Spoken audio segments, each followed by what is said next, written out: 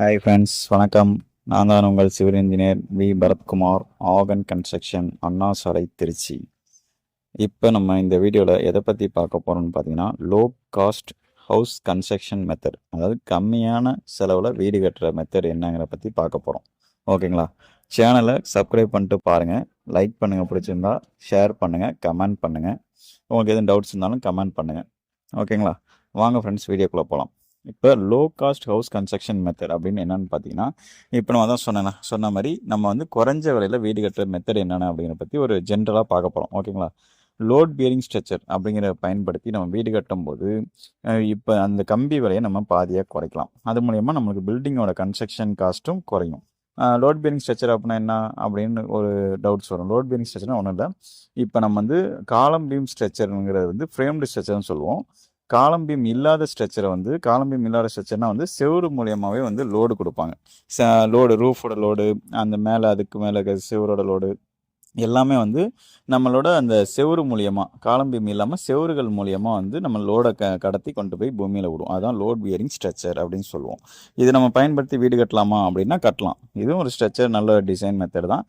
Load bearing ஸ்ட்ரக்சர்னு பேர் அதுக்கு. அது எப்படின்னு பார்த்தீங்கன்னா, இது இப்போ ஒரு ஃப்ரேம்டு ஸ்ட்ரக்சர் அப்படின்னு பார்த்தீங்கன்னா 7, 8 மாடி, 8, 10, 12 இது மாதிரி ஏற்றிட்டே போகலாம். காலம் பீம் ஸ்ட்ரக்சர் அதை டிசைனை பொறுத்து. இதே லோட் பியரிங் அப்படின்னு பார்த்தீங்கன்னா ஒரு ஃப்ளோர், நான் 2 ஃப்ளோர் அதிகபட்சம் அவ்வளோதான் கட்ட முடியும். அதுக்கு மேலே ஏற்றுறது சேஃப் கிடையாது. ஓகேங்களா? அதுதான் லோட் பியரிங் ஸ்ட்ரக்சர். ஆனால் இது மூலயமா நம்ம வீடு கட்டுற மூலயமா வந்து நம்மளுக்கு பில்டிங் காஸ்ட் வந்து கண்டிப்பாக குறையும். ஸ்டீலோட காஸ்ட்டும் குறையும். ஸ்டீல் வாங்குற காஸ்ட்டு குறைஞ்சாவே நம்மளுக்கு கொஞ்சம் ஒரு பார்ட் ஆஃப் அமௌண்ட் வந்து நம்மளுக்கு குறையும். ஓகேங்களா? அடுத்து வந்து இப்போ ஆற்று மணல் யூஸ் பண்ணி நம்ம வீடு கட்டும்போது இப்போ இருக்க சுச்சுவேஷனுக்கு நான் சொல்கிறேன், இதுக்கு பார்த்தீங்கன்னா கண்டிப்பாக விலை அதிகமாகும், பில்டிங் காஸ்ட்டு. ஓகேங்களா? இதே வந்து எம் சாண்டு, பி சாண்ட் பயன்படுத்தி கட்டுற மூலியமா இப்போ நம்ம ஆற்று மணலோட இது வந்து ஒரு ஆற்று மணல் வந்து இப்போ எம்சாண்ட் பி சாண்டோட 4 மடங்கு அதிகமாக இருக்குது. ஓகேங்களா? இப்போ அதை நம்ம பயன்படுத்தி கட்டினா வந்து ஆற்று மணலை பயன்படுத்தி கட்டினா கண்டிப்பாக நம்மளுக்கு வந்து பில்டிங் காஸ்ட் அதிகமாக தான் ஆகும். இதே வந்து எம்சாண்ட் பி சாண்ட் யூஸ் பண்ணுறதன் மூலியமாக வந்து பில்டிங் காஸ்ட்டு அதில் தான் 4 மடங்கு அதிகம்னா பார்த்தேங்க, ரிவர் சாண்டுக்கும் அந்த எம்சாண்ட் பி சாண்டுக்கும் அப்படிங்கிற பட்சத்தில் நம்மளுக்கு குறையும். அடுத்த வந்து ஸ்டீல் வந்து ஐஎஸ்ஐ ஸ்டாண்டர்டு இந்த ஸ்டீல் தான் நம்ம பயன்படுத்தி கட்டலாம்.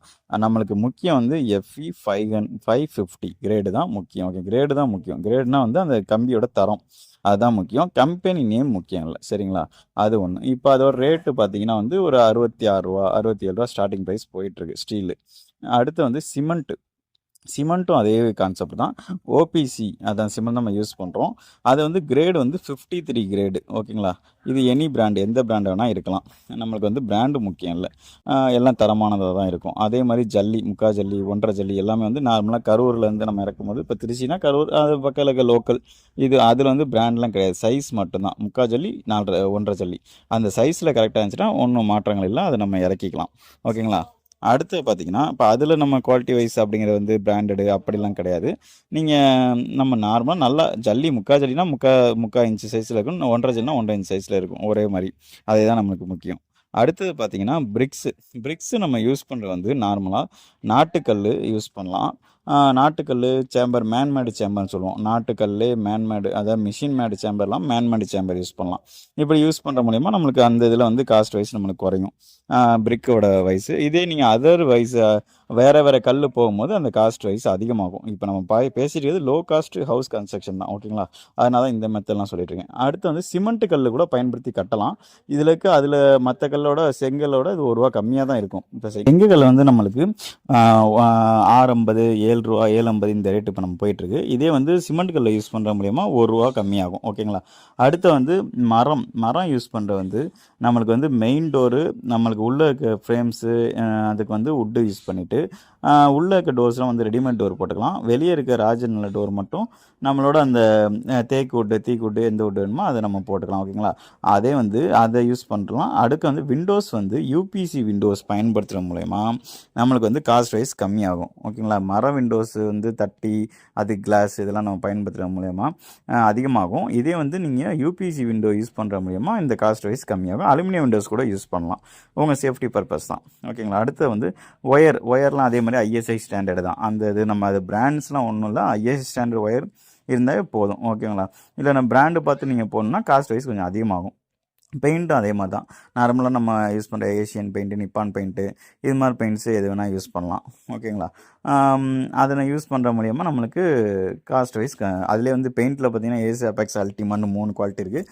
நம்ம ஏசு, அபெக்ஸ் இந்த ரேஞ்சுக்குள்ளே இருக்கலாம். அல்டிமாக்கெலாம் போனீங்கன்னா காஸ்ட் வைஸ் அதிகமாகும். பில்டிங் காஸ்ட்டும் நமக்கு அது மூலியமாக அதிகமாகும். ஓகேங்களா? இப்போ டைல்ஸ் ஃப்ளோரிங் போடலாம். அந்த டைல்ஸ் வந்து ரூ. 35 ரூ. 40 இந்த ரேஞ்சுக்குள்ளேயே நம்ம பண்ணோன்னா தான் நம்ம லோ காஸ்ட்டு பில்டிங் மெட்டீரியல்ஸாக வரும். ஓகேங்களா? அடுத்து வந்து நம்ம கிரைனைட்டு இதெல்லாம் போகும்போது ஹை காஸ்ட்டாக போயிடும். இதை நம்ம அட்ஜஸ்ட் பண்ணி தான் பார்க்கணும் ஒவ்வொன்றும். இது மாதிரி ஒவ்வொரு விஷயங்கள் இருக்குது. நீங்கள் எதுவும் வேறு இதை பற்றின டவுட்ஸ் எதுவும் இருந்துச்சுன்னா எனக்கு கான்டாக்ட் பண்ணுங்கள். கீழே என்னோடய பார்ட்னர் நம்பரும் தரேன், என்னோட நம்பரும் தரேன். நீங்கள் கான்டாக்ட் பண்ணுங்கள். எந்த டவுட் வேணால் கேளுங்கள், கமெண்ட் பண்ணுங்கள். பிடிச்சிருந்தா லைக் பண்ணுங்கள், ஷேர் பண்ணுங்கள். மறந்துடாமல் சப்ஸ்கிரைப் பண்ணுங்கள். சப்ஸ்கிரைப் பண்ணிட்டு பாருங்கள். நீங்கள் சப்ஸ்கிரைப் பண்ணிட்டு பார்க்க தான் நம்மளுக்கு அடுத்தடுத்த வீடியோ போடணுங்க ஒரு இன்ட்ரெஸ்ட் வரும், ஆர்வம் வரும். எதுவும் டவுட்ஸ் இருந்தால் கேளுங்க. நம்மளும் கன்ஸ்ட்ரக்ஷன் பண்ணிகிட்ருக்கோம். ஆகன் கன்ஸ்ட்ரக்ஷன் திருச்சி அண்ணா சாலையில் இருக்குது. இப்போ நான் சொன்ன இந்த லோ காஸ்ட் ஹவுஸ் கன்ஸ்ட்ரக்ஷனும் பண்ணிகிட்ருக்கோம். இது வந்து ஸ்கொயர் ஃபீட் இப்போ 2000 ரூபா இந்த ரேஞ்சில் நம்ம பண்ணிகிட்ருக்கோம். ஓகேங்களா? உங்களுக்கு நீங்கள் மற்ற நீடட் எதுவும் கொஞ்சம் உள்ளுக்குள்ளே மாற்றங்கள் எதுவும் பண்ணணும் அப்படின்னாலும் அதுக்கு ஏற்ற மாதிரி நம்ம பண்ணிக்கலாம். அதே மாதிரி இதில் இன்னொரு பாயிண்ட் விட்டுறேன். கண்டிப்பாக எனக்கு கான்டாக்ட் பண்ணுங்கள். ஆஃபீஸுக்கு வாங்க, இல்லைனா கான்டாக்ட் நம்பர் கொடுத்துருக்கேன், வாட்ஸ்அப் கூட பண்ணுங்கள். ஓகேங்களா? ஓகே ஃப்ரெண்ட்ஸ், நன்றி, வணக்கம்.